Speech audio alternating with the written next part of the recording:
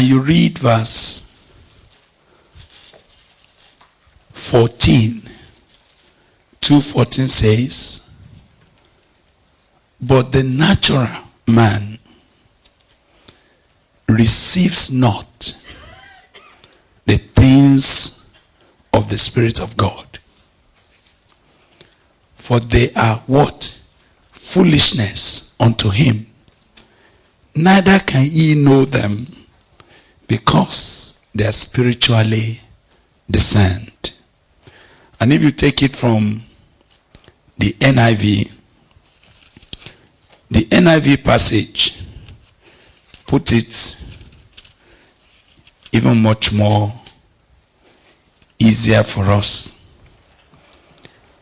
It says,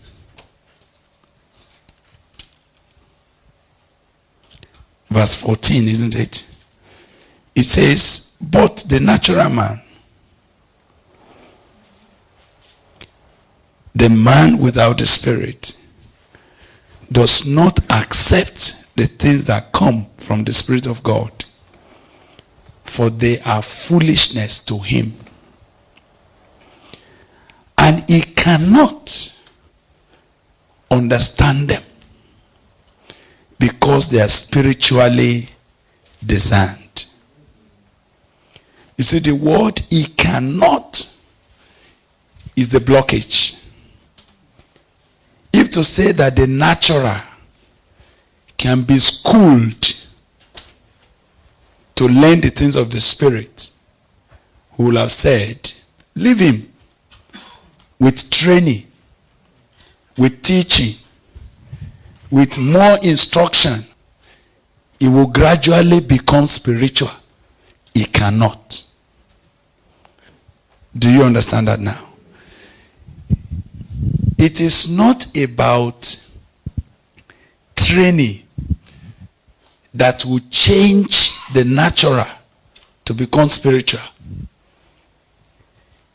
What we do it is for it to be taken away. Is that all right now? It is not an improvement of the natural. And maybe this is very, very important for us to take note. That every time God confronts the natural, he confronts it with only one option. The option is death. The only option for that which is natural is death. It is not education. It is not instruction. It is not information. It is not reformation. It cannot be. It has to be put away. So a transformation that brings a total change is what God offers to us, for us to become carriers and containers of that which God can work with in our generation.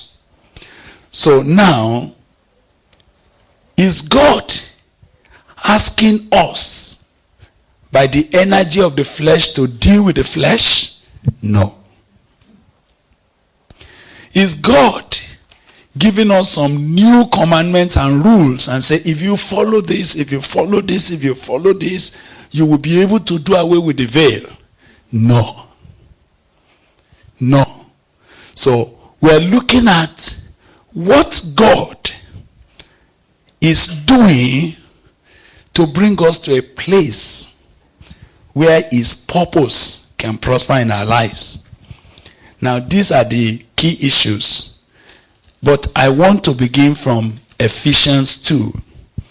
Ephesians 2 from verse 14 and 15 says, for he is our peace, who has made both one, and has broken down the middle wall of partition between us, having abolished in his flesh the enmity,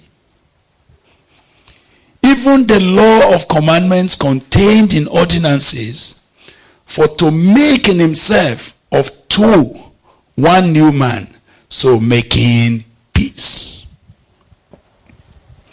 When you go to Hebrews chapter 10, I suppose. Please go quickly to Hebrews 10.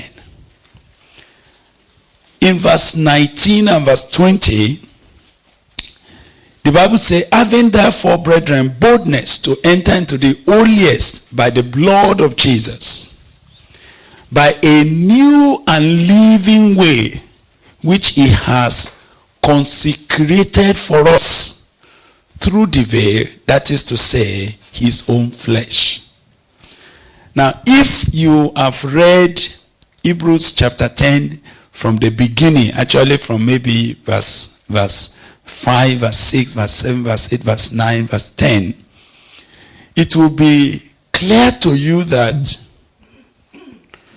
God wanting to create a way, a new and living way, a way by which there can be an influx of his own life, of his own power, and of his own spirit into us, such that we could carry his glory to bear upon the earth.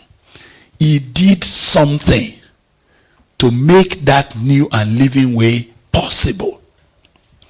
And what he did, which is the basis of every expectation that we could have of the move of God in our lives, is Jesus becoming the scapegoat. Jesus stepping into where we were and bearing upon himself